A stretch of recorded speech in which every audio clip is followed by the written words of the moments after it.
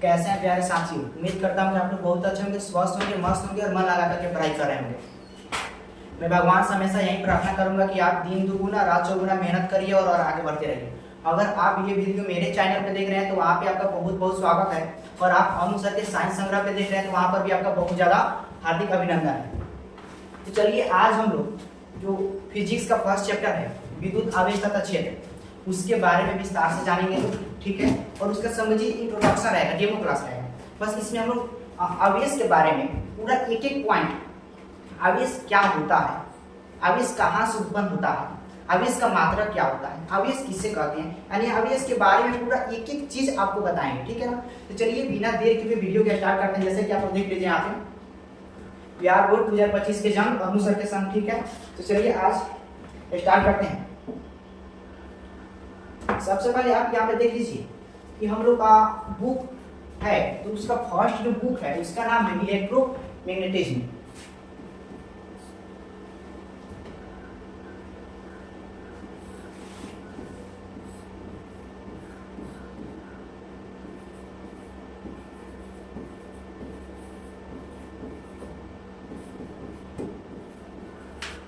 Electromagnetism है जिसमें हम लोग जो करंट होता है, जो चार्ज होता है, इसमें दो प्रकार का माना जाता है। एक होता है जो आवेश, जो चार्ज होता है जो चलता है, और एक तो रुका रहता है। जो रुका रहता है उसको बोला जाता है इलेक्ट्रोस्टैटिक्स।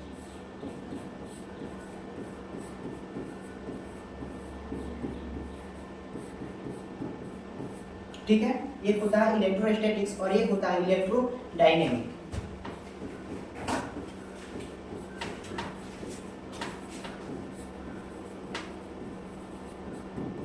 देखिए यहाँ पे इलेक्ट्रो का तो मतलब आप समझते हैं यहाँ पे क्या होता है, आवेश। क्या होता है, आवेश। और स्टैटिक्स का मतलब क्या होता है, एट रेस्ट। कैसे है, रेस्ट में, ठीक है ना। उसके बाद इलेक्ट्रोडायनेमिक, इलेक्ट्रो का मतलब आवेश होता है, डायनेमिक का मतलब होता है मोशन में रहेगा, ठीक है ना, ये गति में रहेगा। तो अगर जब गति में रहेगा तो इसमें चुंबकत्व गुण आ जाता है, ठीक है ना। अब कोई भी अगर चार्ज आवेश जो अगर स्टैटिक्स में है, रुका हुआ है, तो उसमें कोई भी चुंबकत्व गुण नहीं आता है। जैसे कि मान लीजिए अगर हम घूम रहे हैं, अगर इसमें चुंबकत्व गुण हमको मालूम करना होगा तब उसमें हम कोई भी चार्ज को, कोई भी कुंडली लाएंगे और उसमें क्या करेंगे, धारा को प्रवाहित करेंगे। जब धारा प्रवाहित होगा तो उसमें हमको चुंबकत्व गुण मालूम हो जाएगा कि यहाँ पे चुंबकत्व गुण है या नहीं है। अगर जैसे कोई भी आवेश से रुका हुआ है तो उसमें कोई भी गुण आपको नहीं मालूम चलेगा कि चुंबकत्व गुण है या नहीं है, ठीक है ना। तो आज हम लोग का क्लास यही है, आवेश के बारे में विस्तार से जाना है और इलेक्ट्रोस्टैटिक्स, ठीक है ना। उसके बाद चलिए हेडिंग लगाइए, हम लोग का फर्स्ट चैप्टर है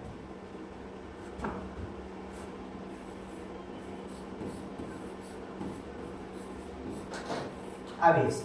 चलिए आवेश का मतलब पहले समझ लीजिए, आवेश क्या होता है, थोड़ा ध्यान से।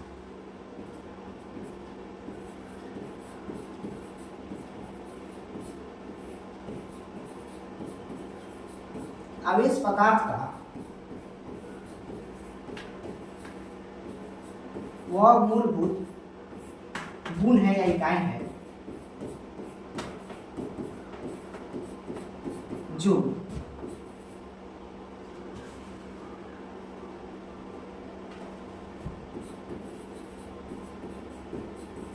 किसी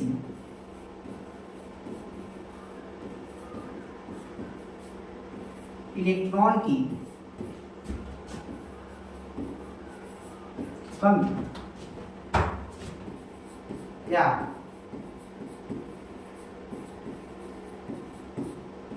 अधिकता से उत्पन्न होता है। तो आप कहीं कह सकते तो हमको तो मिल जाता है, कहीं पे गूगल पे सर्च करते हैं कहीं पे मिल जाता है, लेकिन इसका मतलब समझिए कि क्या यहाँ पे लिखे इलेक्ट्रॉन की कमी या अधिकता से उत्पन्न होता है। जी हाँ, सबसे पहले आप ये जान लीजिए, आपको सब बताएंगे थोड़ा ध्यान से। आवेश का प्रकार जानिए, ठीक है, तब आपको मालूम चलेगा आवेश कैसे इलेक्ट्रॉन की कमी से और उसके बाद अधिकता से उत्पन्न होता है, ठीक है ना। थोड़ा ध्यान से आवेश का सबसे पहले प्रकार के बारे में जान लीजिए, ठीक है ना। अच्छा से लिख देते हैं। हाँ चलिए, आवेश मालूम है कितना प्रकार का होता है?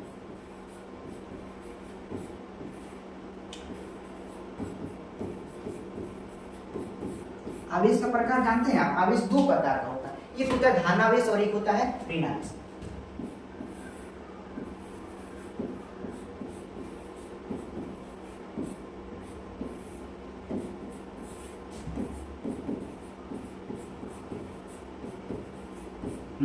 अब ये डिफिनेशन से तो हमको मालूम चला कि आवेश कैसे उत्पन्न होता है, कमी से और अधिकता से, लेकिन ये नहीं मालूम है। बस हमको ये मालूम है कि उत्पन्न होता है, लेकिन कैसे होता है प्रैक्टिकल हम लोग करके देखेंगे तब ना मालूम चलेगा। अब थोड़ा ध्यान से देखिएगा कि वो थोड़ा छोटा छोटा हो गया, ये हो गया। और इसमें इलेक्ट्रॉन की संख्या मान लें यहाँ पे कुछ भी रख सकते हैं आप, 15 रख लीजिए। और यहाँ पे प्रोटॉन की संख्या कितना रख लीजिए, 15 रखिए। और यहाँ पे फिर यहाँ पे जितना होगा वहाँ पर भी इतना ही होगा। इलेक्ट्रॉन इसमें कितना हो जाएगा, 15, और यहाँ पे प्रोटॉन कितना हो जाएगा, 15। ठीक है, अब थोड़ा ध्यान से देखिएगा। अगर यहाँ से इलेक्ट्रॉन निकल के इसमें से आ जाएगा, इलेक्ट्रॉन इसमें से निकल कर क्या आ जाएगा, तो मालूम इलेक्ट्रॉन की संख्या इसमें कितना हो जाएगा। इलेक्ट्रॉन जब 15 है और एक इलेक्ट्रॉन निकल के गया, इसमें इलेक्ट्रॉन आया वाला कितना हो जाएगा, 14 हो जाएगा। कितना हो जाएगा, 14। और यहाँ से इलेक्ट्रॉन निकल के गया, यहाँ पे आया वाला इलेक्ट्रॉन कितना हो जाएगा, 16 हो जाएगा। कितना हो जाएगा, 16। तो अब बताइए इसमें प्लस का जो संख्या, ये माइनस हो गया, ये प्लस हो गया, तो प्लस का संख्या ज्यादा है कि माइनस का संख्या ज्यादा है, तो आप बताइएगा इसमें प्लस का संख्या ज्यादा है, ये कैसा हो जाएगा, धनावेश। कैसा हो जाएगा, ये धनावेश। और ये वाला कैसा हो जाएगा, ऋणावेश। अब कैसे, ये नहीं समझ आया, थोड़ा ध्यान से देखिएगा यहाँ पे। अच्छा इसका मैं अच्छा उदाहरण नहीं देता, आपको समझ आएगा। सबसे पहले यहाँ पे देख लीजिए, यहाँ से निकल के इलेक्ट्रॉन इस पे जाएगा, इलेक्ट्रॉन जाएगा, पहले 15 था, एक चल जाएगा तो यहाँ पे 14 हो जाएगा। और यहाँ पे आ जाएगा, यहाँ पे इलेक्ट्रॉन की संख्या कितना हो जाएगा, 16।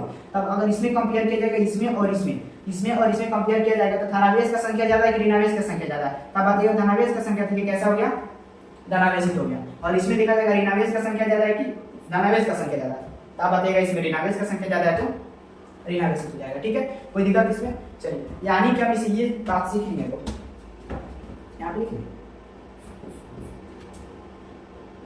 अच्छा, आपके मन में ये बात जरूर आया होगा कि आखिर यहाँ पे इलेक्ट्रॉन ही क्यों बार बार जा रहा है, प्रोटॉन क्यों नहीं जा रहा है। तो आपको ये बात हम बताएंगे, थोड़ा देर में, बस थोड़ा देर मिलेगा। ठीक है ना, ये हम बात जरूर बताएंगे कि आखिर यहाँ पे से प्रोटॉन इधर क्यों नहीं गया और यहाँ से इलेक्ट्रॉन ही क्यों गया।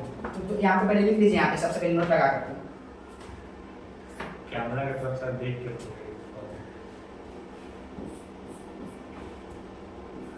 इलेक्ट्रॉन को खोने पर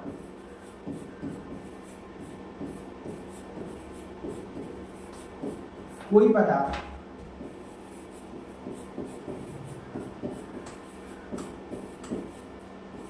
धनावेशित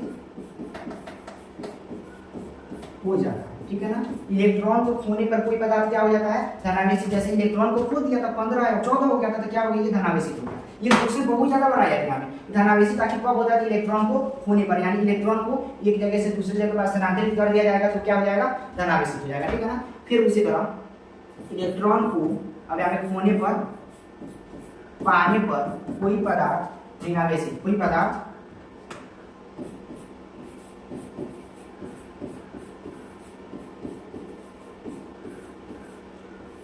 ऋणावेशित हो जाता है। ठीक है ना, इलेक्ट्रॉन को पा लिया तो ये क्या हो गया, ऋणावेशित हो गया। इलेक्ट्रॉन को जो खो दिया वो क्या हो गया, धनावेशित हो गया। क्या यहाँ तक समझ है, इसका स्क्रीनशॉट आप लोग लेना चाहते हैं तो ले लीजिए। ठीक है ना, अब इसके बाद समझते हैं आप आखिर आवेश को किससे सूचित किया जाता है, आवेश की ऐसी मात्रा क्या होता है। ठीक है ना, और हाँ ये बात आप लोग गांठ बांध के रख लीजिएगा, आखिर प्रोटॉन इधर क्यों नहीं जाता, इलेक्ट्रॉन क्यों जाता है, अभी हम थोड़ी देर पर बताने वाले। ठीक है, चलिए आगे चलते हैं।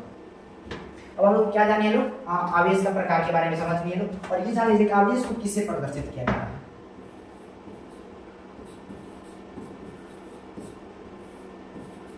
आवेश को किससे प्रदर्शित किया जाता है, आवेश को क्यू से, किससे,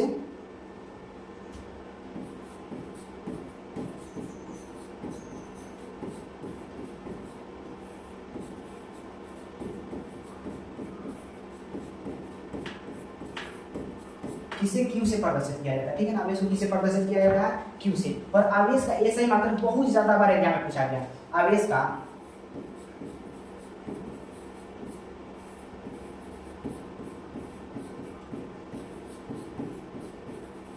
आवेश का ऐसा ही मात्रक। ठीक है ना, तो आवेश का ऐसा ही मात्रक होता है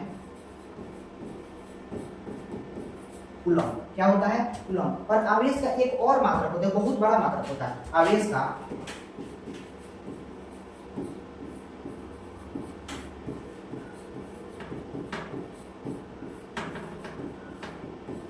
सबसे बड़ा मात्रक होता है फैराडे। क्या होता है? फैराडे। और आपको ये बता दिए क्वेश्चन केमिस्ट्री और फिजिक्स दोनों में पूछा जाता है। 1 फैराडे इक्वल टू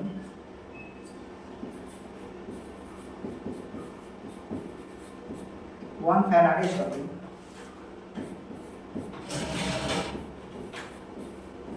96,500 कूलम होता है। कितना होता है? 96,500 कूलम। 1 फैराडे इक्वल कितना होता है? 96,500 कूलम। ये बात आप अभी नोट कर लीजिए। और हाँ, इसका नोट्स आप लोग को मिल जाएगा, ठीक है ना। लेकिन आप अगर अपने डायरी में नोट करिएगा इसको तो और अच्छा बात है। चलिए अब आपको एक बात और बता दें, जो इलेक्ट्रॉन होता है ना, इलेक्ट्रॉन का मान ये भी पूछा जाता है। इलेक्ट्रॉन का मान मालूम है कितना होता है? 1.6 × 10 के पावर -19। कितना होता है? 1.6 × 10 के पावर -19। आप पूछेगा प्रोटॉन का बता देते, सेम चीज वही होता है, बस ये माइनस में होता है और ये वाला क्या हो जाएगा? प्लस हो जाएगा। 1.6 × 10 के पावर -19, ठीक है ना। चलिए ये भी बात आप लोग अभी नोट कर लीजिए। अब आता है इसका जो द्रव्यमान रिलेशन होता है ये, क्योंकि जब द्रव्यमान जिसका ज्यादा होगा। अच्छा ये बताइए आप, अगर हम आपसे पूछे कि बताइए चंद्रमा पे और पृथ्वी पे किसके पास ज्यादा ग्रेविटी है, तब बताइएगा कि हमारी पृथ्वी पे। अब पूछा जाएगा पृथ्वी पे क्यों है? क्योंकि वहाँ पे मास ज्यादा है, द्रव्यमान ज्यादा है। वही बात यहाँ पे सेम है। जिसके पास ज्यादा, गाम नहीं देखते हैं जो कुछ ज्यादा मोटे मोटे हो जाते हैं, उनको एक जगह से दूसरी जगह पे ले जाने में कठिनाई होती है, और जो दुबले पतले होते हैं उसको आराम से यहाँ से वहाँ तक आप रिप्लेस कर सकते हैं, ठीक है ना। तो वहीं अगर देखा जाएगा यहाँ पे, इसके स्क्रीनशॉट लेना है तो ले लीजिए, हम तो साइड में आ जाते हैं, ठीक है ना। चलिए अब यहाँ पे देखा जाएगा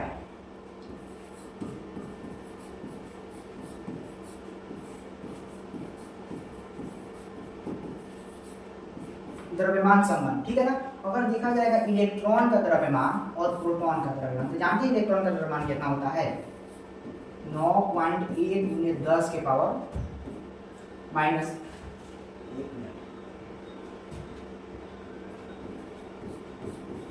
ये होता है इलेक्ट्रॉन का। प्रोटॉन का कोई पूछ लेगा तो आप क्या बताइएगा यहाँ पे? प्रोटॉन का 1.67 × 10⁻⁻21 kg। अब आप बताइए, आप ही यहाँ पे बताइए इस दोनों में कौन, किसके पास ज्यादा द्रव्यमान है? कौन अधिक भारी होगा? भारी कौन होगा? तो आप बताइएगा इसमें, ये दोनों में जो प्रोटॉन है वो ज्यादा भारी। कैसे? आप इसको तुलना करिएगा, लेकिन उससे पहले यहाँ पे देखिए इसका ग्रुप बैठा है यहाँ पे, इससे सीधे यहाँ पे उसका 10 गुना पावर कब्जा में यहाँ पे लगाया हुआ है, ठीक है ना। तो कौन ज्यादा भारी हो जाएगा? प्रोटॉन हो जाएगा। तो एक और बात है, ये तो इसका द्रव्यमान वाला बात है। यहाँ पे लिखिए आप नोट में कि आखिर क्यों नहीं अब इलेक्ट्रॉन की जगह पे प्रोटॉन को भेजते हैं। इसका नोट एक हो जाएगा यहाँ पे,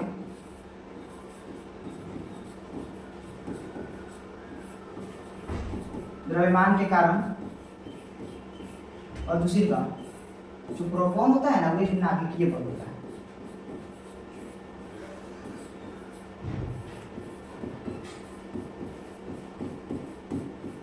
नाभिक से आने में टाइम लगेगा, ज्यादा दूरी तय करना पड़ेगा। और ये जो इलेक्ट्रॉन होता है ये किसी भी पदार्थ के लिए भारी कक्षा में आराम से इधर अपना मस्ती करता रहता है, और ये गला कहाँ रहता है? ये बीच में रहता है, ठीक है। चलिए इसको अगर इसके शॉट लेना तो ले लीजिए आराम से, हो गया। चलिए अब आपको बता दिया कि धनावेश और ऋणावेश कब उत्पन्न होता है, ठीक है ना। अब आप इसके बारे में ये जान लीजिए,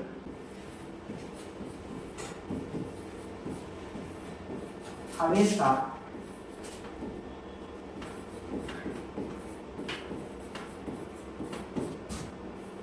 क्वांटीकरण सिद्धांत, जिसमें आपको मालूम होगा कि आवेश का फॉर्मूला जानते हैं क्या होता है? Q = N। क्या होता है? Q = N।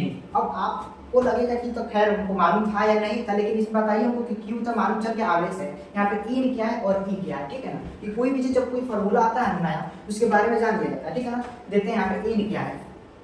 N क्या है?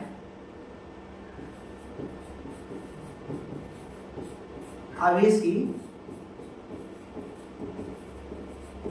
संख्या, और उसके बाद जो ई है, ई जानते हैं क्या है? ये ई है किसी पदार्थ पर आवेश।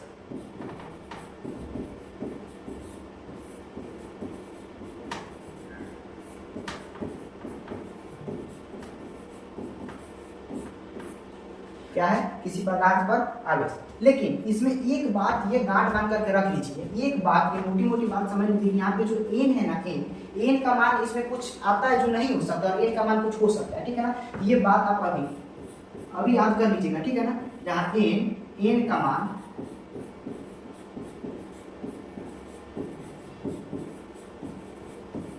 दशमलव या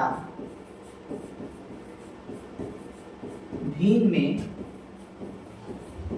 नहीं हो सकता है। क्या हो सकता है? दशमलव या भिन्न में नहीं हो सकता है, जबकि